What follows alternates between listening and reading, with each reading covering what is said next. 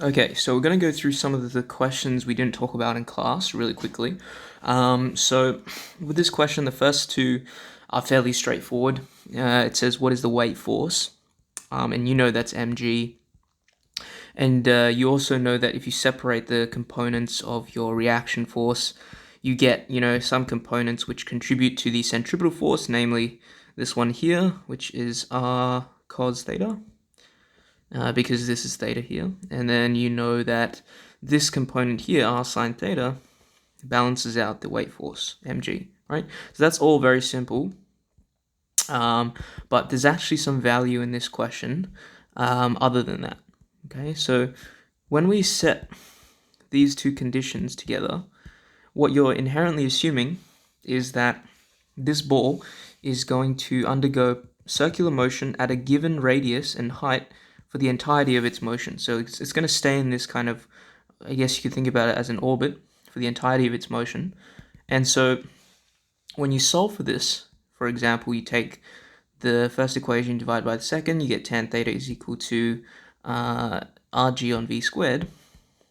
There's actually some significance in the final solution that you get if you rearrange this and find, for instance, r equals to v squared tan theta on g.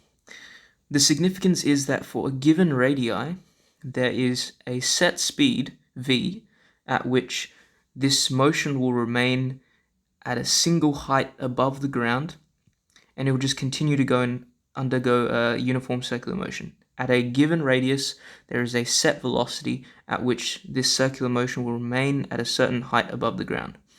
Now, your common intuition tells you that this would never happen in real life. In fact, what your intuition tells you is that the ball falls, spirals downwards into the structure until it hits the bottom, right?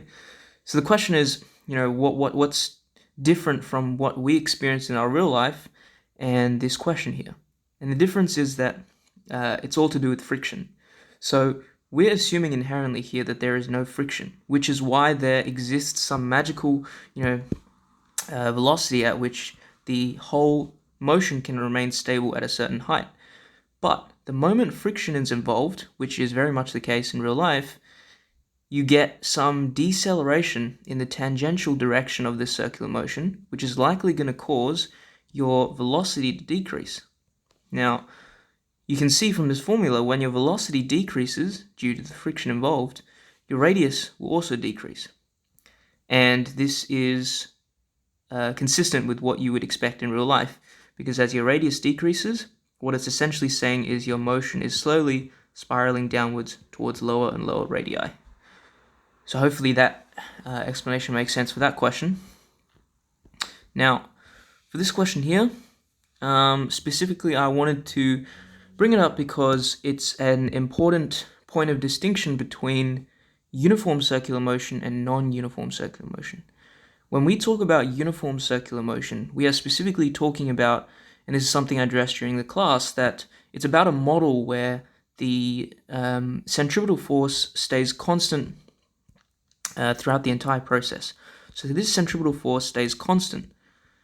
And furthermore, the velocity of that object in circular motion stays constant in magnitude, right? And finally, there is no tangential force, right? That's the kind of assumptions that you make with uniform circular motion. Now, this example here, right, is not centripetal motion in the sense that it's not uniform circular motion.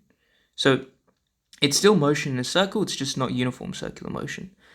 But that being said, it isn't, necessarily the case that you can't be asked questions about these types of motions, because they still utilize concepts that you are familiar with, okay? So when it says, what is the minimum speed necessary at the peak of the motion, such that the ball completes a full circle, what it's trying to ask you is, what is the lowest velocity at which this rotating object can reach this point here and still make it past to complete the circular motion, even though it's not uniform circular motion, right? But it is still circular motion. So the minimum velocity you need at this point here would be necessary when essentially tension is equal to 0, right? Because you know that centripetal force is mv squared on r, and what that means is for very, very low velocity, the net force is also low, right? So here mg and tension force, the weight force and tension force actually act together, usually, to provide the centripetal force necessary for the object to undergo circular motion at this point here. But if we want the minimum velocity, then what we assume is that the tension force is equal to 0, right? So assuming that T3 is equal to 0, right, then all we would have is only the gravitational force supplying the centripetal force, and so the velocity is at its minimum, right, at its minimum possible, because this is the lowest possible amount of force that can be supplied. And so at this point here, the minimum velocity necessary is v equals square root rg, which you solve for, right? So this is the minimum amount of velocity you need to get this ball over the hardest point in its path to get over, which is the point highest in its motion, right, where it's receiving most of the force downwards. So this is v equals rg. That wasn't too difficult. I think if you can reason your way through that, you can find the minimum speed at this point fairly easily. What is a little bit more challenging is to figure out the total kinetic energy at the bottom of this motion here. And the way you can think about it, to convince yourself it's true, and I'll use a different color here, is by setting initial and final potential energies as well as initial and final kinetic energies. So if we set this as the initial potential energy, up here is also the initial kinetic energy, so I'm going to set this as my initial point of reference, right? So this is the beginning, initial. And then I'm going to set this point here as my final point of reference, because it's asking for the total kinetic energy at the bottom of the motion, right? So let me set this as potential final, kinetic energy final. So I want to figure out kinetic energy final. And we know there's a relationship, which is that the total mechanical energy is conserved provided that there is no external forces, or in other words, non-conservative forces acting in the system. In the system here, the only force really is gravitational force and tension force, right? So that should be fine. So in this case, we have kinetic energy final minus kinetic energy initial should equal the negative of potential energy final minus potential energy initial, right? So this is simply an expression of energy conservation, right? All I'm saying with this statement is that delta KE plus delta PE is equal to 0, right? Which is change in total mechanical energy conservation. So then if I rearrange this expression, I get kinetic energy final is equal to kinetic energy initial minus the change in potential energy, right?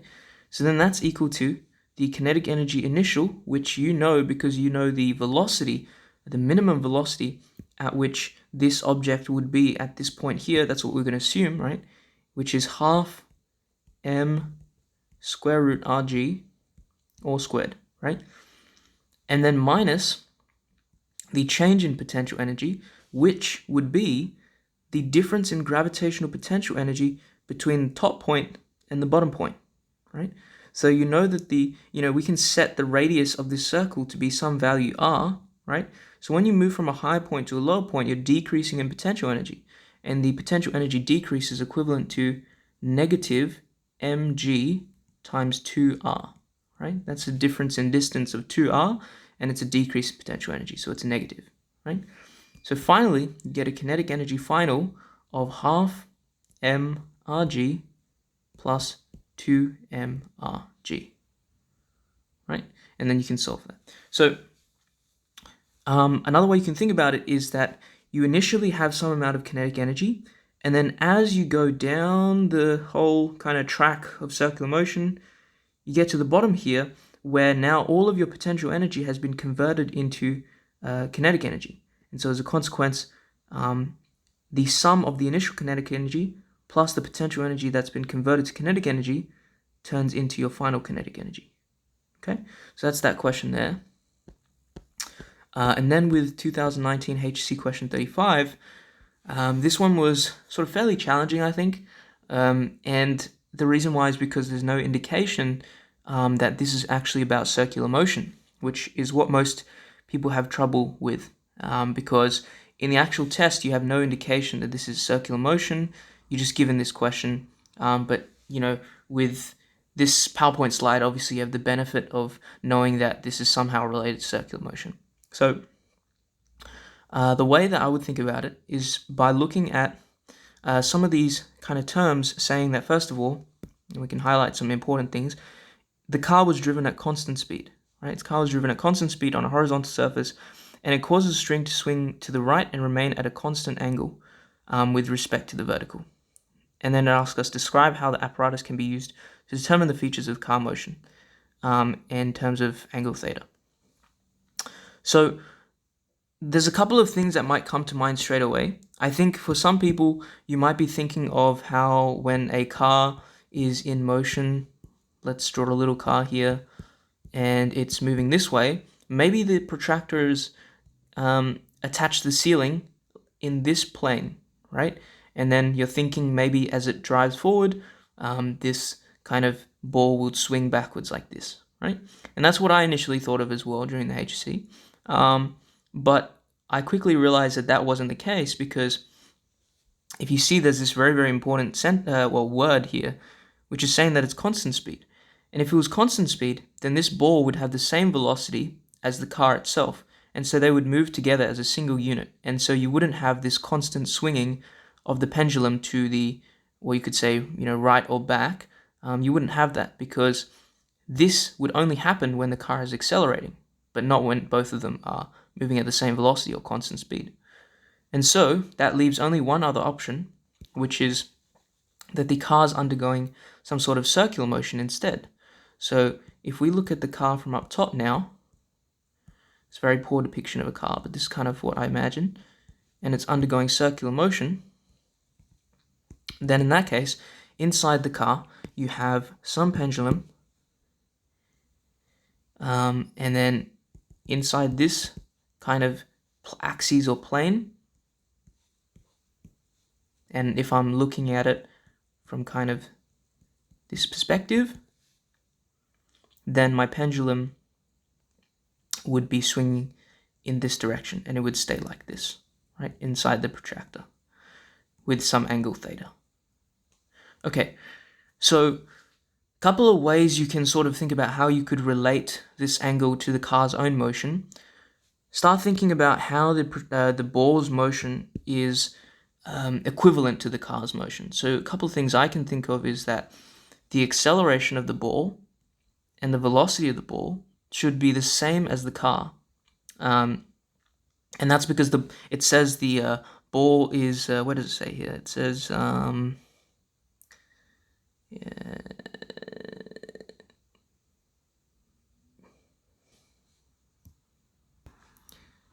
right, so it says it remains at a constant angle measured with respect to the vertical, and the vertical's with respect to the car. So it's remaining in this sort of constant state within the car, which means that its velocity and acceleration must be the same as the car, right?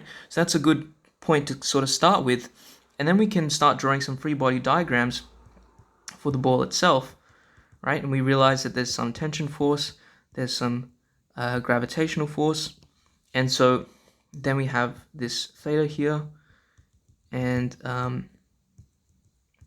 we have t cos theta, t sine theta, and you know that t cos theta is balancing out mg, and then t sine theta is the one providing the centripetal force, right? And if we solve for this, 1 and 2, I'm going to divide 2 by 1, so I get tan theta is equal to v squared on rg, right? And then I can say from this that the velocity of the car should be rg tan theta square root, right? Square root rg tan theta, where theta is the angle that I read from the protractor. And the reason I can say that is because this v here, at least in this context, is the velocity that my ball is moving at, right? But we've already established earlier that the velocity of the ball is the same as the velocity of the car, because the ball is stationary with respect to the car. And so as a consequence, we can draw the assumption that the ball itself matches the velocity of the car, and so the velocity of the car can be figured out based on the velocity of the ball, which we know from the protractor theta. Okay, so that's the kind of argument you can make. And there are other answers to this. You can do it in terms of acceleration. I've seen some. But yeah,